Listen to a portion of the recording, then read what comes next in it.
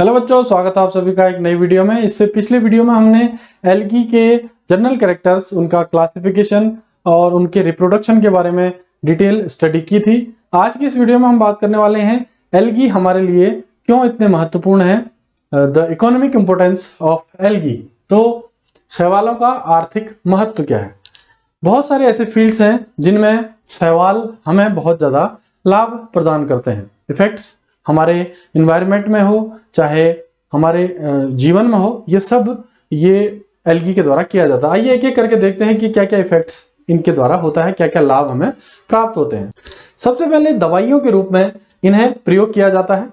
कई सारी एंटीबायोटिक दवाएं जैसे क्लोरेलिन एंटीबायोटिक, इसे क्लोरेला से बनाया जाता है। एंटीबायोटिक दवाएं वो दवाइयां होती हैं जो किसी लिविंग बीइंग से प्राप्त की जाती है और किसी दूसरे लिविंग बीइंग को रोकने के लिए वो मददगार होती हैं, उन्हें मारने के लिए मददगार होती हैं। तो इसलिए इसे एंटीबायोटिक प्रतिजैविक कहा जाता है। तो ये एंटीबायोटिक दवाएं क्लोरेला से हम प्राप्त कर सकते हैं। इसके अलावा नाइटेला से हम मॉस्किटो रिपेलेंट के रूप में केमिकल्स प्राप्त कर सकते हैं। तो मच्छर हमारे शरीर में ना आए उसके लिए नाइटेला का प्रयोग किया जा सकता है। उसे हम रगड़ दें या उससे जो केमिकल्स निकलते हैं उससे ओडोनिल और दूसरे कैसे चीजें बनाई जा सकती हैं जो मार्केट में उपलब्ध है। शायद उनमें भी इन्हीं केमिकल्स का यूज किया जाता होगा। उन्हें शरीर में रगड़ दिया जाता है तो उसके बाद मच्छर काटते ही नहीं है, दूर भागते हैं हमसे। नाइटेला एक मॉस्किटो रिपेलेंट के रूप में यूज किया जाता है। अगला इसका बेनिफिट है सोर्स ऑफ मिनरल्स। कई सारे मिनरल्स भी इनसे प्राप्त किए जाते हैं और मिनरल्स के एक्सट्रैक्शन में भी ये मदद करता है। निष्कर्षण में धातु और मिनरल्स जो जमीन से निकाले जाते हैं उनको एक्सट्रैक्ट किया जाता है उसके बाद, तो वहां भी एल्गी मदद करती हैं। जैसे लेमिनेरिया, पॉलीसाइफोनिया, ये सब मिनरल के रूप में भी प्रयोग किए जाते हैं। ऐसे एस्कोफाइलम है, ये सब मिनरल के एक्सट्रैक्शन में भी मदद करते हैं। Next, for biological research. तो साइंटिस्ट कई सारी रिसर्च करते रहते हैं। जैसे जंतुओं में चूहा लगातार वो यूज करते हैं, चूहा बेचारा मिलता है और उनको कई सारे इंजेक्शन, नई दवाइयां, सब रिसर्च उसी पर की जाती है, चूहे पर, एनिमल्स में। लेकिन प्लांट्स में एल्गी भी रिसर्च के लिए और अध्ययन के लिए, एजुकेशन के लिए, स्टडी के लिए बहुत ज़्यादा यूज किए जाते हैं और इनमें कई सारे एक्सपेरिमेंट किए जाते हैं जिससे कि मानव कल्याण के लिए, ह्यूमन वेलफेयर के लिए कई सारे काम किए जाते हैं। उसके बाद दवाइयाँ बनाई जाती हैं। क्लोरेला, ऐसे एसिटेबुलेरिया, स्केडेस्मस, ऐसे एल्गी हैं जिनको बार बार रिसर्च में यूज किया जाता है बायोलॉजिस्ट द्वारा और साइंटिस्ट द्वारा। अगला, एज फूड, भोजन के रूप में भी इसे प्रयोग किया जाता है अलग अलग कंट्रीज में, जिसमें अल्वा, सारगेसम, लेमिनेरिया, नोस्टॉक, पोरफायरा, ये सब ऐसे एल्गी हैं जिन्हें खाया जाता है। सारगेसम को तो जो समुद्र में पाया जाता है उसे तो सलाद के रूप में यूज भी किया जाता है डाइनिंग टेबल में या फूड टेबल पर। नेक्स्ट, इंडस्ट्रियल यूज, औद्योगिक रूप से भी एल्गी बहुत मददगार है हमारे लिए। कैसे?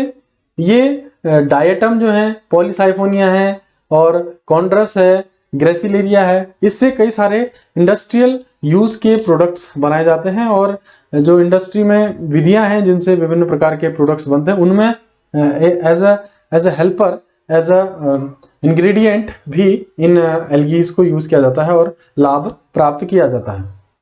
इन एग्रीकल्चर, फूड बनाने के लिए एग्रीकल्चर खेती की जाती है, वहां नोस्टॉक, एनाबीना, ये दो नाइट्रोजन फिक्सेशन के रूप में काम आते हैं। नाइट्रोजन फिक्सेशन का मतलब होता है एटमॉस्फेरिक नाइट्रोजन को, जो वाटर सोल्यूबल नाइट्रोजन है या प्लांट यूजेबल नाइट्रोजन है, उसमें कन्वर्ट कर देना।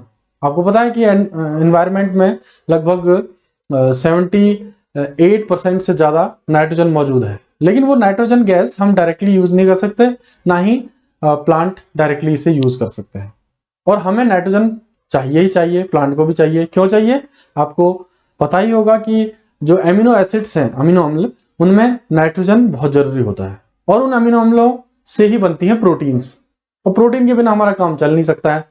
हर शरीर के अंग में प्रोटीन के ही हार्मोन्स और एंजाइम्स होते हैं, हर सेल में इसकी जरूरत है। तो इसलिए नाइट्रोजन बहुत जरूरी है और इस नाइट्रोजन को एटमॉस्फेयर से, जो धरती पर सॉइल में वाटर सोल्यूबल बनाने में, नाइट्रेट्स और नाइट्राइट्स में कन्वर्ट करने में नोस्टॉक और एनाबीना, जो फ्री लिविंग एल्गी हैं, ये बहुत ज्यादा मदद करती हैं। इसके अलावा ये बायो फर्टिलाइजर के रूप में भी काम आते हैं खेतों में।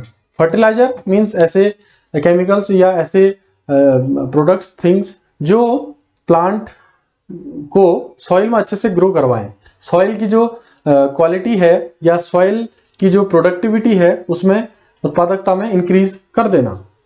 तो फर्टाइल सॉइल को और ज्यादा फर्टाइल बनाने के लिए नोस्टोक एनाबिना जैसे जो एल्गी है इनका प्रयोग किया जा सकता है। केमिकल्स का ज्यादा यूज करना बहुत हानिकारक है फील्ड्स में। पंजाब में देख रहे हैं आप या दूसरे ऐसे जो राज्य हैं जहां ज्यादा कीटनाशकों का, फर्टिलाइजर्स का या इंसेक्टिसाइड, पेस्टिसाइड का यूज किया जा रहा है, तो बंजर खेत हो जा रहे हैं और जो प्लांट की सॉइल हेल्थ है वो इससे प्रभावित हो रही है। इसके बारे में फिर कभी डिस्कस करेंगे। तो बायो फर्टिलाइजर के रूप में नोस्टोक एनाबिना और भी दूसरे एल्गी प्रयोग की जाती हैं। लास्ट इसमें है एनवायरमेंटल इंपोर्टेंस। पर्यावरण में भी ये बहुत महत्वपूर्ण भूमिका निभाते हैं। एक तो ये प्रोड्यूसर के रूप में काम करते हैं। अगर मैं आपसे क्वेश्चन पूछूं कि सबसे ज्यादा फोटोसिंथेसिस किसके द्वारा होता है, समुद्र में एल्गी के द्वारा या इतने बड़े लैंड में, फॉरेस्ट में और भूमि में प्लांट्स के द्वारा? तो आपका जवाब मेरे ख्याल से प्लांट्स पे ही होगा, जो फॉरेस्ट, और क्योंकि इतने बड़े बड़े जंगल हैं और भूमि इतनी सारी है तो यहाँ पर इतने सारे प्लांट्स होते हैं।